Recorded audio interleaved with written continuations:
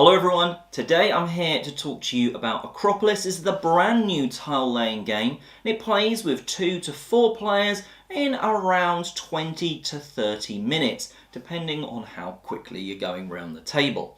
So how roughly does the game play? You're going to be building your city from these hexagonal tiles outwards and upwards, and that's going to be really useful for point scoring. You've got different types of districts and then plazas that multiply their points up. Those 5 do score differently, so one you might be trying to get a big area of it, while another you might be trying to make them separate. Now let's try and focus in a little bit more and see what you do on a turn. On your turn you will see a market of tiles in the middle of the table. They will go from free through to paying so many stones for them. A little bit like Century Spice Road, you will spend a stone, a cube, from your pool to skip over them. However, that just goes back to a pile at the side, they do not remain on the tiles. So for instance, the first one is free, the second one will cost you 1 stone to take, third one will cost you 2 stones, and so on. And that market is going to be a different size depending on the player count, but also on how far through that sort of round you are.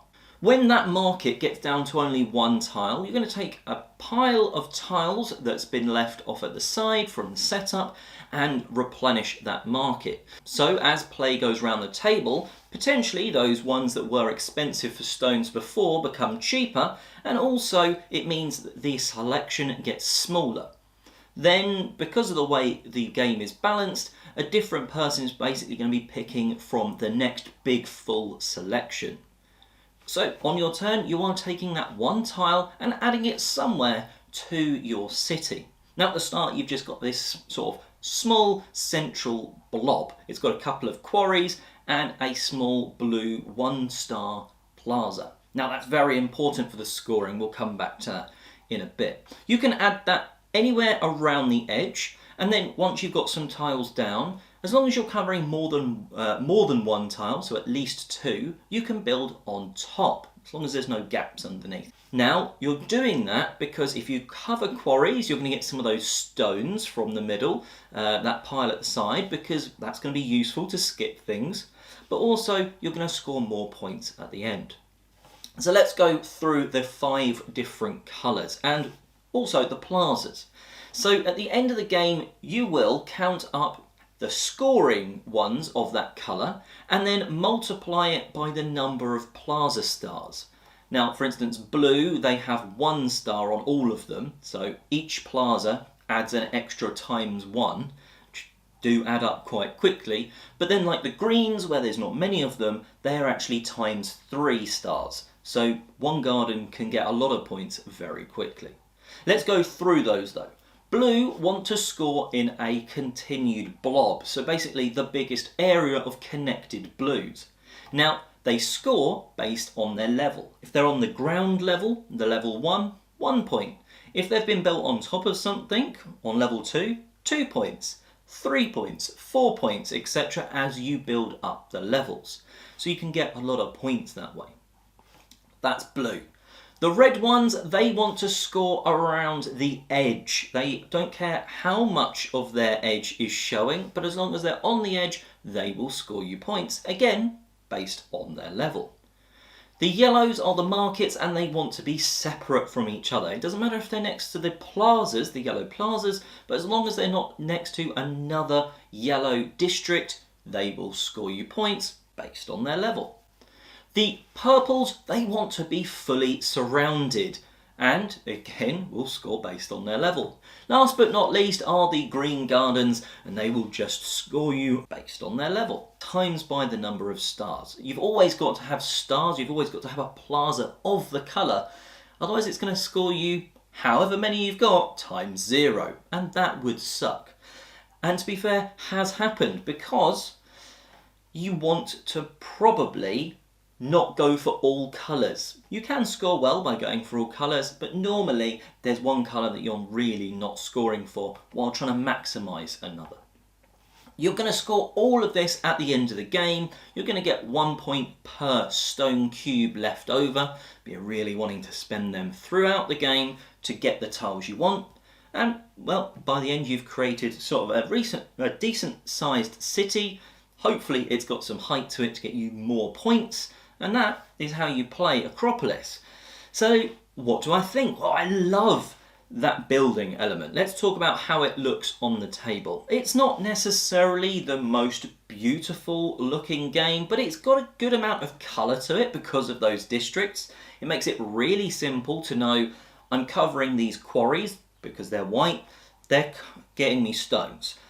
These are red, I want those on the edges, and you can easily see by just looking at the table, your sort of thing in front, that's how well I'm doing. You can also see how well your opponents are doing and go, I don't want them to get this colour plaza because they're going to get a lot of points for it. So you can see how it's growing up in front of you, and it does look quite nice because of the colour, and because of the changing heights it's also got a little bit of sort of visual pop from the table, although it's not too high. It's a bit like number 9 where you get a little bit of height from the table, but it's not going to sort of, the height won't catch people, but maybe the design of the hexagons and the colours might. Now, I just touched on a little bit of the thing, hate drafting, and taking from that middle market is a brilliant choice. Whether you're first in the round and it would cost you a lot of stones to get that one that you really want, is it worth it? Leaving yourself with no stones for a future round means you're always going to have to take that free one. The free one's not necessarily going to be bad for you, but it's not going to give you that choice. So do you spend when you spend? Do you try and earn a load of stones? There's a lot of choice there. The fact they give you a little bit of points at the end is almost sort of a, well, you didn't use these. And I feel like if you're not using them, you're kind of wasting an opportunity, because if you can get those perfect tiles when no one else can afford to get them, then you're going to score big points. And choosing from that market is really satisfying and frustrating in a good way. When you know that you've made a choice on the turn before and you've gone, I spent my stones to get this tile, it was good for me, but that one is so much better. I'm going to just have to pray that it gets around the table to me somehow, because I can only take the free one. It's down there, so it's still going to be expensive for other players, but is it going to get around? Because people could notice that you want it, or maybe someone else just wants it as well. Now, that is one thing that changes as you go through the player count. At 2, you can always pay attention to what your opponent is doing, what they want.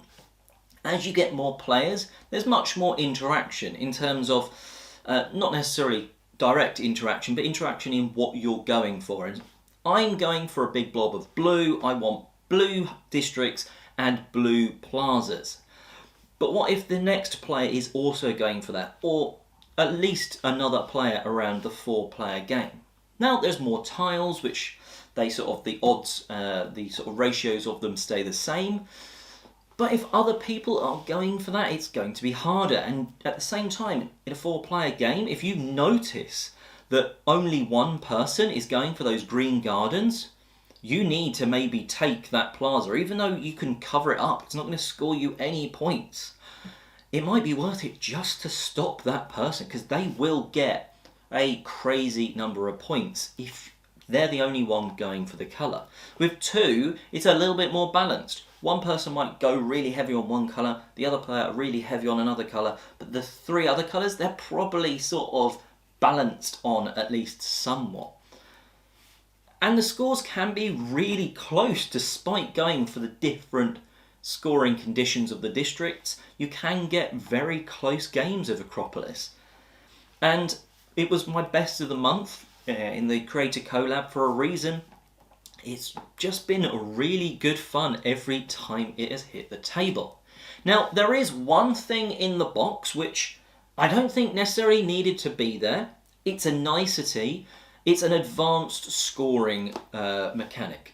It allows you to sort of play the game just normally, and then if you want to, sort of ramp it up.